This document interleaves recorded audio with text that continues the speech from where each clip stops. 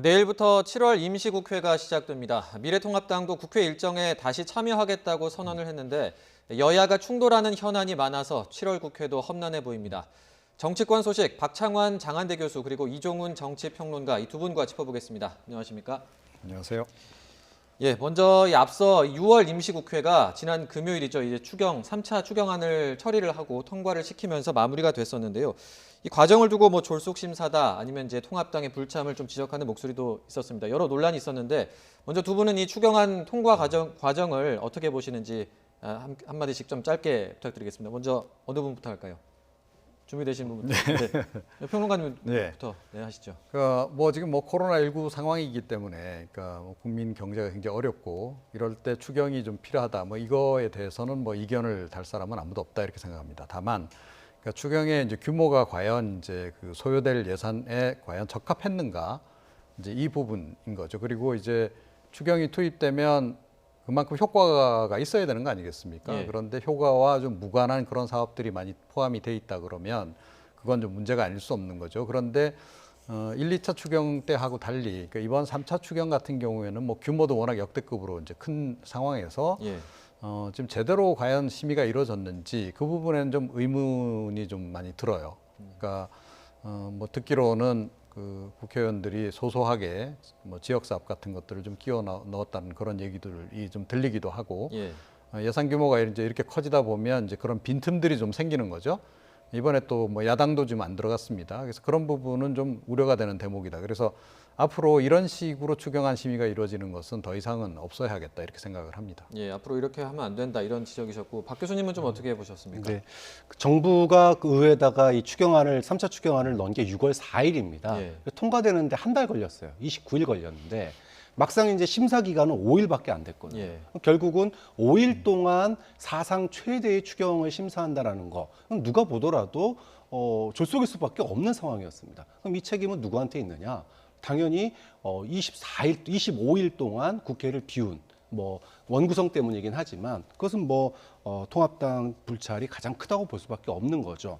근데 그럼에도 불구하고 민주당에게 아쉬운 점은 그렇게 해서 통합당을 제외한 나머지 당들이라도 그럼 심사를 잘했어야 되는데 예. 이 5일 기간 중에 민주당이 정의당마저도 여기에 참여했던 정의당마저도 불참을 해버렸거든요. 그러니까 기권을 해버렸습니다. 그게 좀 민주당이 생각할 부분이 있는 것 같아요. 그러니까 통합당이 원구성 때문에 불참을 하더라도 그럼 나머지 야당, 참여한 야당이라도 꼼꼼하게 심사할 수 있도록 그런 분위기를 만들어줘야 되는데 급하니까 빨리빨리 이러니까 정의당마저도 중간에 나 못하겠다 하고 기권해버린 거거든요. 예. 이거는 민주당이 좀 돌이켜볼 부분 아니냐 좀 그런 점에서 좀 아쉬운 시급성이 중요한 추경이라도 하다못해 좀 정말 구색은 맞춰야 되는데 그 구색은 맞추기에 정의당마저도 참여하지 않을 정도의 상황이라면 민주당이 조금 무리한 측면이 있는 거죠. 예, 급하게 해야 될 필요는 있었지만 좀 아쉬운 부분도 있었다 이런 지적을 해주셨고요.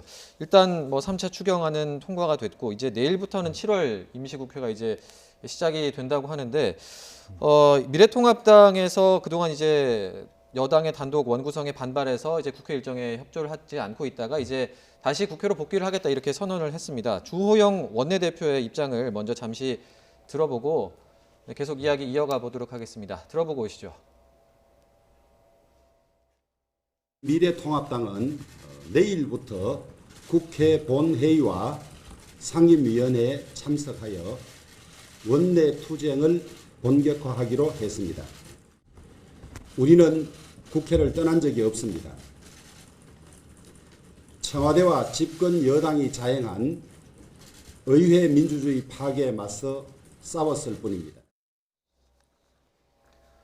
네, 주호영 원내대표가 이제 원내 투쟁을 하겠다 이렇게 얘기를 했는데 내일부터 이제 국회가 시작되면 7월 임시국회 시작되면 좀 통합당은 어떤 문제를 좀 집중적으로 제기를 할까요? 글쎄요. 그런데 지난 한 달 동안 주호영 원내대표가 주도하에 원구성 협상이 어찌됐건 진행이 됐고 이제 그런 원내 전략이라고 하는 것도 이제 기본적으로 주호영 원내대표 중심으로 이제 짜서 이제 이루어진 그런 거라 봐야 되는데 예.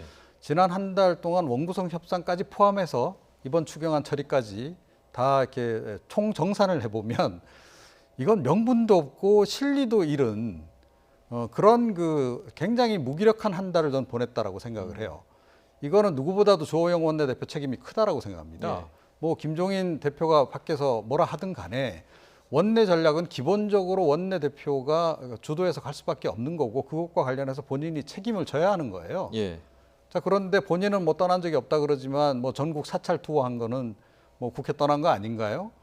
그것까지 포함해서 지금 이런 식으로 계속 간다라고 전제하면 제가 보기에는 앞으로도 계속 이런 식으로 무기력하게 더불어민주당에 당하는 그런 형국으로 갈 수밖에 없다. 뭔가 이렇게 좀 획기적인 어떤 그 원내 전략의 전환이 필요한데 예. 주호영 원내대표가 초기에 보여준 그런 그 전략적인 그 마인드와 그동안의 리더십으로 볼 때 과연 그게 가능할까? 뭐 사실 이 구조 자체가 지금 굉장히 절대적으로 불리하잖아요. 예. 그야말로 뭐 운동장도 한참 기울어진 운동장에서 어차피 싸워야 되는데 그러려면 지략이라도 뛰어나야 되는데 그 지략이 전혀 보이질 않는다. 이렇게 생각을 합니다. 현재 상황에 이제 주호영 원내대표가 이제 책임에서 자유로울 수 없다 이런 지적이셨는데 일단 통합당이 원내 투쟁을 펼치겠다 이렇게 또 선언을 하면서 뭐 대북 외교 문제라든지 아니면 민주당 윤미향 의원에 대한 뭐 국정조사도 추진하겠다 이런 얘기를 하고 있는데 이런 국정조사 추진 방침은 좀 어떻게 현실성이 있습니까? 이게 상징적인 의미만 있는 거예요. 그러니까 지금 원구성 협상에서도 마찬가지였고 지금 이제 국회에 돌아와서도 마찬가지인데 기본적인 이제 통합당의 스탠스가 의회 독재에 맞서 싸우는 민주주의 투쟁을 하겠다라는 거예요. 예. 그런데 과연 김종인 주호영 체제가 황교안 체제하고 다른 게 뭐냐라고 하는 의구심을 가질 수밖에 없는 겁니다. 의회 민주주의 파괴에 맞서 싸우겠다. 이거는 황교안 체제가 여당 독재에 맞서서 민주주의 투쟁을 하겠다라고 했던 20대 국회에 이건 녹음기를 갖다가 마치 그 틀어놓은 듯한 그런 기본 스탠스를 가지고 있는 거예요. 예. 이런 스탠스로 간다면 가뜩이나 소수로 몰락한 통합당이 국회에서 할 수 있는 게 지난 국회하고 다를 바가 뭐가 있겠느냐. 좀 그런 점에서 한계점을 굉장히 노출한 거다.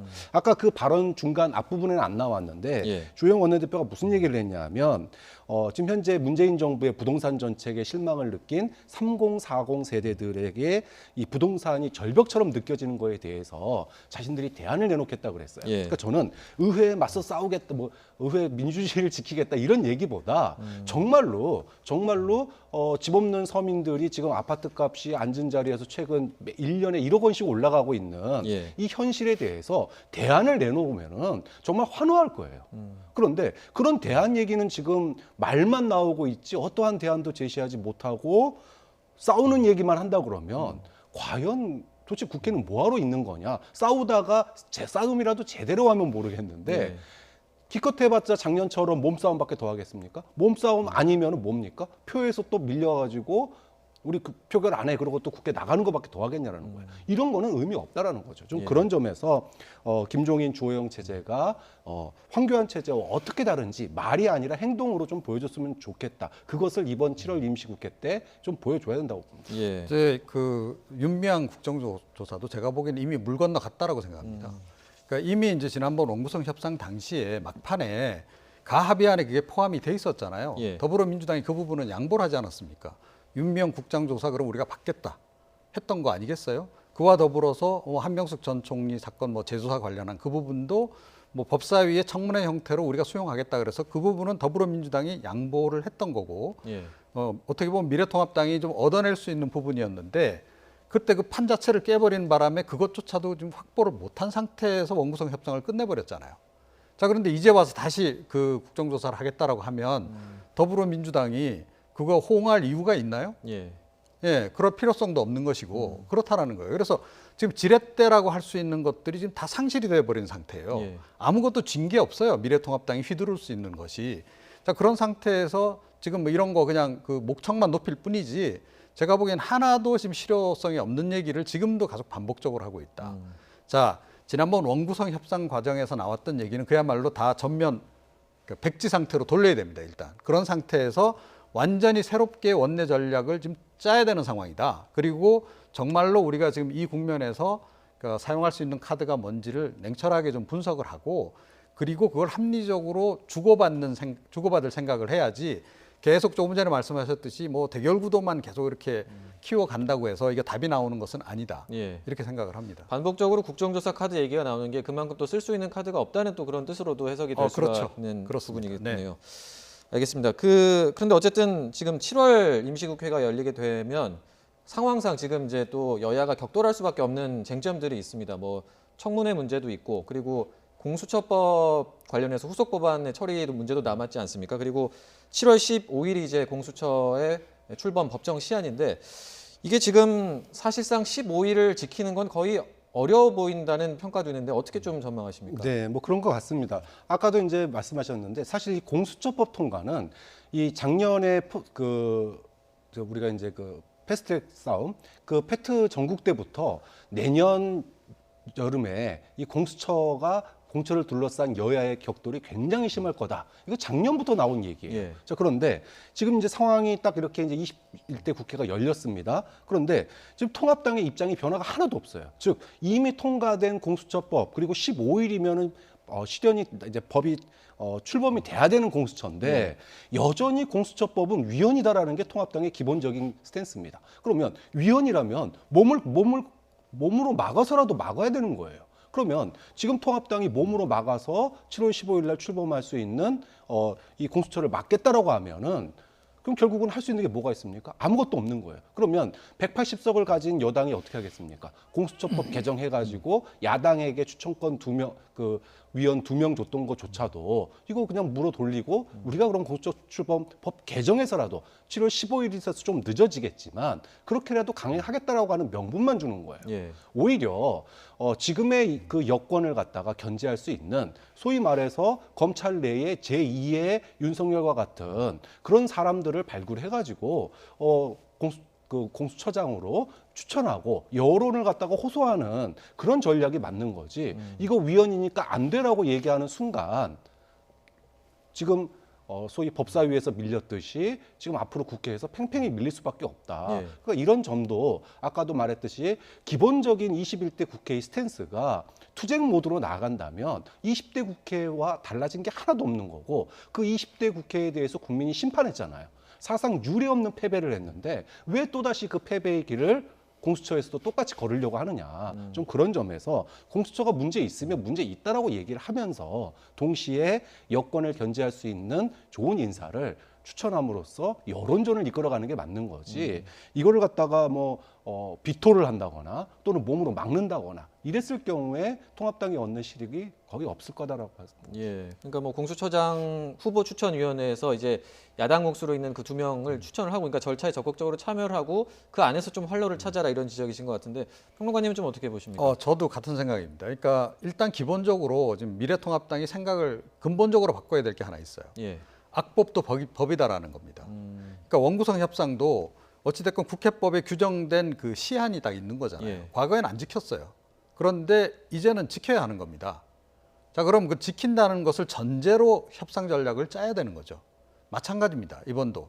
그러니까 공수처법 그 미래통합당 입장에서는 지금 위헌이라고 얘기하고 있고 위헌 소송 제기해 놓은 상태고 이거 사실은 좀 악법이다라고 분명히 생각을 할 거예요. 자, 그런데 이미 법은 만들어져 있고 법대로 그러면 일단은 지켜야 하는 겁니다. 그죠? 자, 그렇게 하면 7월 중순까지 일단 발족을 해야 된다라고 전제한다면 예. 그러니까 그 절차에는 협력을 하는 게 맞는 거죠. 그때 일단 발족을 시켜야 되는 겁니다.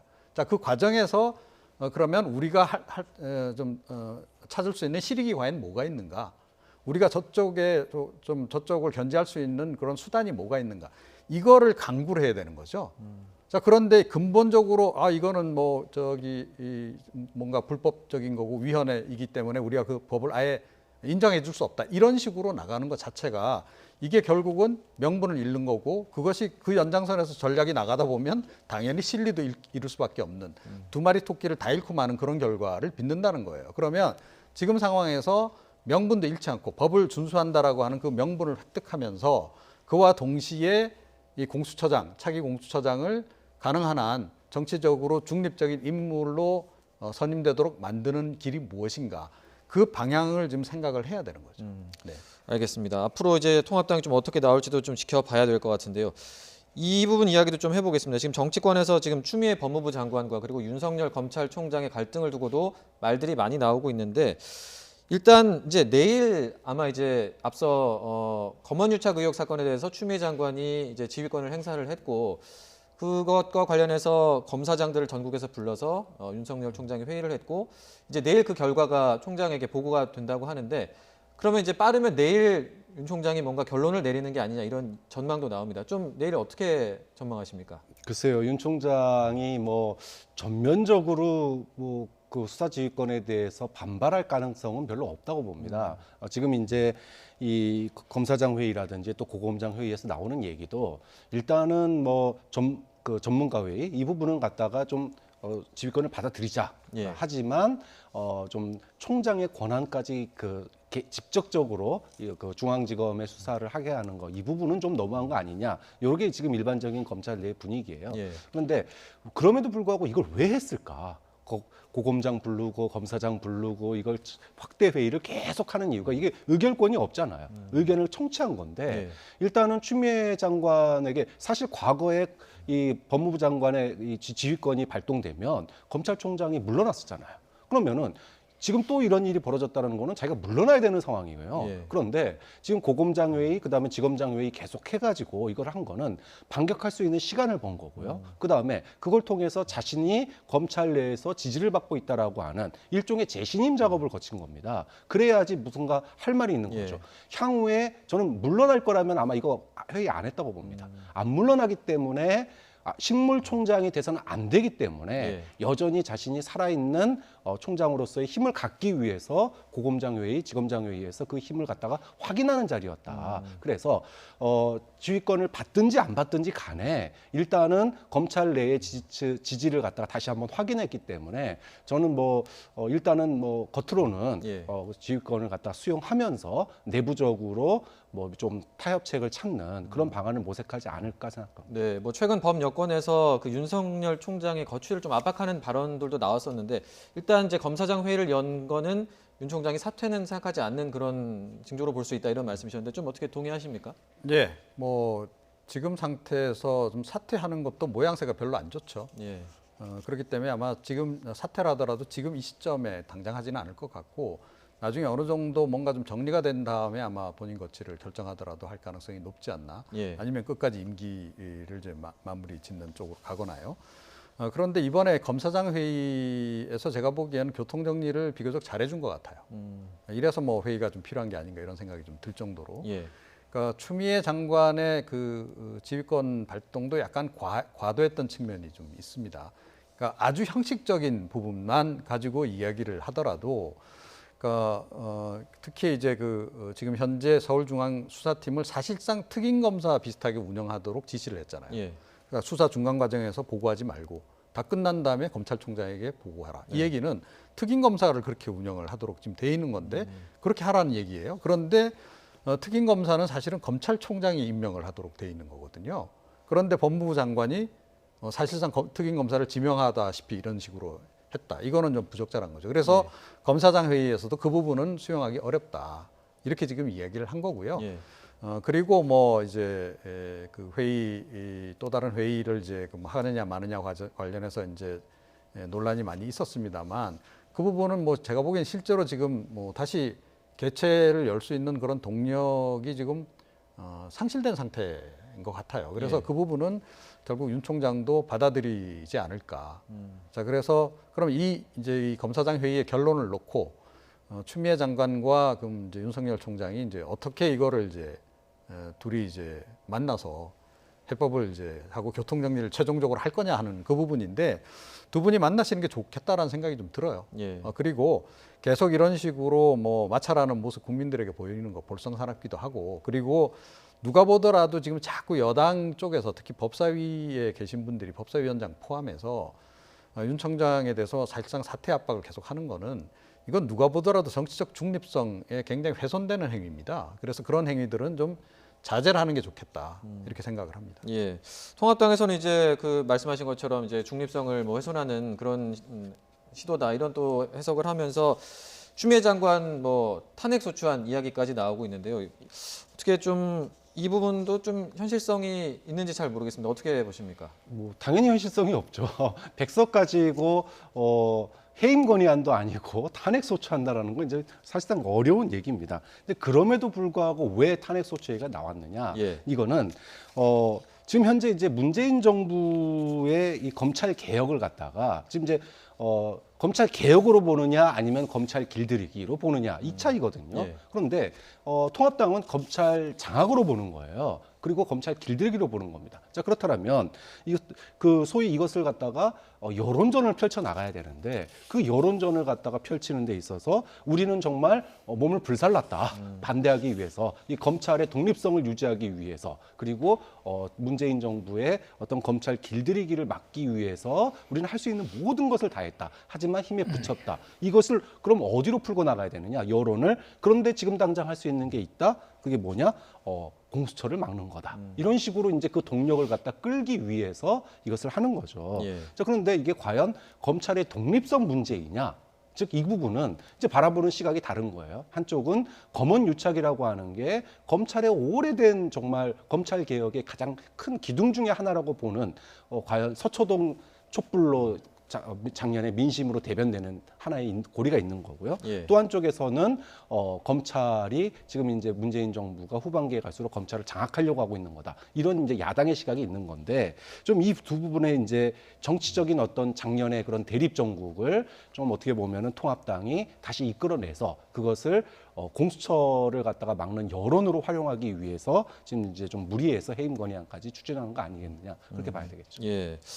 그러면 지금 이제 검언유착 의혹 사건과 관련해서 지금 통합당이 오늘 그 특별검사 특검 추진 또 얘기를 또 했거든요. 근데 앞서 이제 뭐 대북 정책이나 윤미향 의원 관련된 국정조사에 대해서는 민주당이 좀 어렵다 선을 그었고 그 검언유착 의혹과 관련한 이 특검 추진에 대해서는 딱 이렇게 뭐 선을 긋지는 않은 것 같긴 한데 이게 특검 도입될 가능성도 있다고 볼 수 있을까요?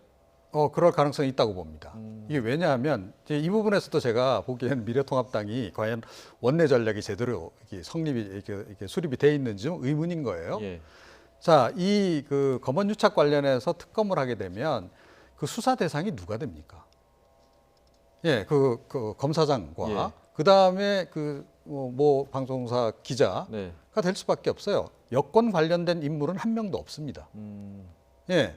그러면 오히려 그 특검 과정을 통해서 뭐 죄가 있든 없든 간에 그 관련한 여러 가지 이야기들이 특검 수사 과정에서 막 계속 논란이 되지 않겠어요? 그러면 훨씬 더 더불어민주당 입장에서는 공격할 포인트가 더 늘어날 거다라고 생각을 해요. 그럼 미래통합당은 오히려 좀 더 불리해지는 상황으로 갈 수도 있다. 예. 자, 그런데 왜 이 이슈를 지금 제기를 이런 식으로 하는지 이 부분도 사실 개인적으로는 굉장히 의아해요. 그래서 뭔가 이렇게 좀 전략을 잘못 짜는 것 같아요. 그러니까 뭐 윤미향 뭐 국정조사라든가 이런 경우에는 조사 대상이 여권 인사잖아요. 예. 그죠? 예, 이거 이제 간단한 어떻게 보면 이거는 좀 그 판단만 좀 해보면 금방 답이 나오는 그런 문제인데 왜 이렇게 좀 약간 자충수가 될 수도 있는 그런 수를 좀 자꾸 던지는지 좀 정치적으로 그런 판단력이 좀 많이 좀 미비가 되고 있는 상황, 좀 마비가 되고 있는 상황이 아닌가 이런 생각이 좀 들어요. 네. 예. 특검은 자충수가 될 수 있다 이런 분석이셨는데 어떻게 동의하십니까? 저는 뭐 특검도 지금 이제 만약에 여당이 이걸 받아들이지 않을 거라고 봐요. 왜냐하면 일단 수사 중인 사안입니다. 예. 수사 중인 사항을 특검에서 한다라고 하는 거는 여론의 집중을 몰아올 수밖에 없어요. 네. 그럼 여론이 집중되면 아까는 뭐 지금 그 뭐 채널 A 전 기자라든지 아니면은 해당 뭐 고검장이라든지 이런 사람만 부를 거라고 그랬는데 그게 아니죠. 소위 말해서 참고인으로 해가지고 법무부 장관이라든지 지금 현재 소위 윤석열과 법무부라고 하는 이 대립 구도를 갖다가 더욱 이 자리에서 예. 확대 재생산하는 쪽으로 통합당은 전력을 기울일 거예요. 그렇기 때문에 여당에서는 이 지금 특검 요청을 아마도 안 받아들일 겁니다. 왜냐하면 구도가 복잡해져요. 지금 현재 검찰과 법무부의 갈등도 사실은 부담스러운 형국인데 이것을 갖다가 특검을 통해 가지고 전선이 계속 확대가 되는 거거든요. 여기에 보수 언론 끼어들고 그다음에 야당 끼어들고 가뜩이나 검찰과 보수 언론과 야당이 일종의 커넥션을 형성하고 있는데 여기에다가 오히려 힘을 실어줄 수 있는 게 특검이 될 수 있거든요. 예. 좀 그런 측면에서 여당이 이 검언유착 특검을 아마 받기는 쉽지가 않을 거다. 명분은 뭐 수사 중인 사안이기 때문이라고 명분이 되겠지만 지금 코로나 대응하기도 바쁘고 또 부동산 이거 막기도 바쁜 상황에서 여기까지 전선을 확대시킬 경우에 정치적인 공방으로 힘을 많이 소비해야 되거든요. 상당히 이거 부담스러워하지 않을까 싶습니다. 예, 알겠습니다. 뭐 그 검언유착 의혹 사건 관련해서 특검이 좀 될지 그 내용도 좀 지켜보도록 하고요. 이제 내일 7월 임시국회가 이제 시작이 되면 지금 뭐 여야가 좀 갈등을 빚을 만한 포인트들을 몇 개 짚어보고 있는데 그 지난 금요일에 이제 외교안보 라인 인사가 있었지 않습니까? 인사청문회도 이제 하나의 좀 쟁점이 되지 않을까 싶은데.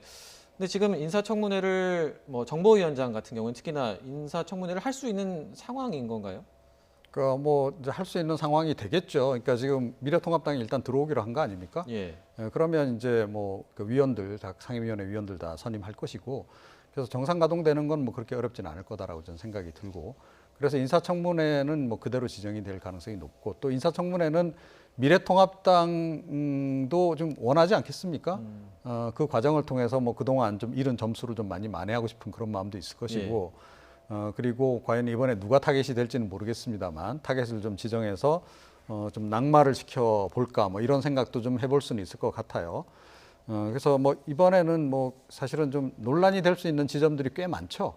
그러니까 박지원 당장 이제 국정원장 그 후보자 같은 경우에 그러니까 과거에 이제 대북송금 관련해서 이제 실형 선고까지 이제 받았던 그런 전력이 좀 있다 보니 그 부분이 아마 가장 그 논란이 많이 될 것 같아요. 예. 그러니까 뭐 그런 전력이 있는 사람을 임명한 것도 문제지만 뭐 이게 결국은 또 다른 그 대북 송금을 좀 예비하기 위한 그런 그 작업이냐 뭐 이런 식으로 아마 이제 굉장히 비판을 많이 할 겁니다. 그래서 그 부분이 이제 상당히 좀 쟁점이 될 것 같고 예.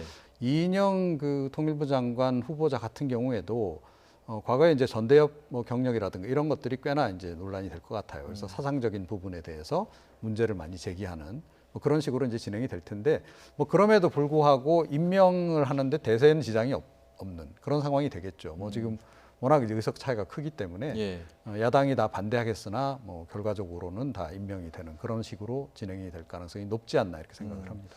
그러니까 정보원장 같은 경우에는 그 정보위가 아직 그 구성이 그러니까 정해지지가 않았잖아요. 야당 부의장의 몫에 협의가 있어야 돼서 정보위가 이제 제대로 구성이 안 돼서 뭐 인사청문회가 잘 될까 여쭤봤던 건데 오히려 야당 입장에서는 좀 그 청문회를 먼저 좀 원할 수도 있겠다 이런 말씀이셨던 것 같거든요. 그 국정조사가 만약에 대북 정책 관련해서 국정조사가 어렵다고 하면 그 인사청문회가 좀 그런 비슷한 좀 구도로 흘러갈 가능성이 높겠네요. 맞습니다. 이번 인사청문회의 포인트가 이제까지의 인사청문회에서 가장 중점이었던 거는 도덕성 검증이었어요. 그러니까 소위 말해서 문재인 정부의 인사가 과거의 보수 정권의 소위 그 뭐 5가지, 7가지 소위 낙마의 조건이라고 불렸던 필수 요건이라고 불렸던 뭐 위장 전입이니 부동산 투기니 그것과 다를 바가 뭐가 있냐 예. 이게 이제 그동안 문재인 정부에 대한 인사청문회에서의 어떻게 보면은 그 핵심이었거든요. 그런데 이번 인사청문회는 오히려 이 도덕성 물론 어디서 나올지도 모르겠지만 핵심은 자칫 통합당이 이게 이념 검증으로 그러니까 즉 색깔론으로 흐를 가능성도 굉장히 높다고 봐요. 예. 그러니까 아까 황교안 체제와 김종인 지금 체제가 뭐가 다르냐라고 했을 때 만약에 이번 그 인사청문회가 색깔론으로 흐른다면 지금 통합당은 말로 혁신한다고 그랬는데 바뀐 게 하나도 없다라고 하는 걸 보여줄 가능성이 높은 거예요. 왜냐하면 아까 대북송금 이거는 이 박지원 지금 후보자 같은 경우에 현재 여건과 갈라서게 된 결정적인 계기가 이 대북송금으로 감옥 가면서부터 갈라진 거 아니겠습니까? 그럼에도 불구하고 문재인 대통령이 박지원 전 의원을 안았다라고 하는 것은 지금 경색된 남북 대화 이 전국을 갖다가 어떻게든 풀기 위해서 자신이 쓸 수 있는 모든 패, 가장 좋은 패를 갖다가 다 끌어온 거거든요. 예. 그러니까 정치적으로 갈등이 있었음에도 불구하고 현재 야당의 인사를 갖다가 끌어올 정도로 남북 관계에 전념을 한 건데 이 부분에 대해서 야당이 비판할 점이 뭐가 있겠습니까? 도덕성 아니면은 이제 정책인데 정책에 있어가지고 대북 송금했던 거에 대해서 비판을 할 경우에 과거에 소위 말하는 퍼주기 논란 이걸로 또 흐를 가능성이 매우 높아요. 또 이인영 통일부 장관 후보자 그럼 과거의 전대협의 통일운동 이거에 대해서 비판을 할 가능성이 매우 높고요. 자 그러면 이것이 정책 검증이라는 미명하에 하나의 이념 논쟁으로 갈 것이고, 자 이렇게 되면 소위 문재인 정부의 대북 정책을 둘러싸고 진보와 보수가 또 한 번 충돌하는, 즉 우리가 과거에 검찰 개혁을 둘러싸고 나라가 반으로 갈렸듯이 그런 장면으로 흐를 가능성이 매우 높거든요. 그런데 그게 과연 통합당의 득이 될까 실이 될까? 이 부분은 이제 어떻게 흘러가느냐에 따라서 지켜봐야 될 대목인데, 예. 좀 이 부분을 갖다가 통합당이 의도한다면 결코 이렇게 좋은 방향으로 흐르지 않을 가능성도 있다. 좀 그런 점에서 정책 검증이 이념 검증으로 흐르느냐, 이념 검증과 정책 검증이 소위 섞여버리면은 굉장히 좀 혼란스러운 인사청문회가 될 수도 있겠다라고 하는 전망도 나옵니다. 예, 알겠습니다. 지금까지 뭐 두 분 말씀 좀 종합해 보면 어쨌든 여야가 앞으로 이제 7월 국회에서도 뭐 충돌할 지점들이 많은데 좀 원내 협상 전략 이런 걸 좀 잘 가져가야 되지 않을까 이런 좀 생각을 해봅니다. 네, 오늘 두 분 말씀은 여기까지 듣도록 하겠습니다. 지금까지 박창환 장한대 교수 그리고 이종훈 정치평론가 두 분과 함께했습니다. 오늘 말씀 잘 들었습니다.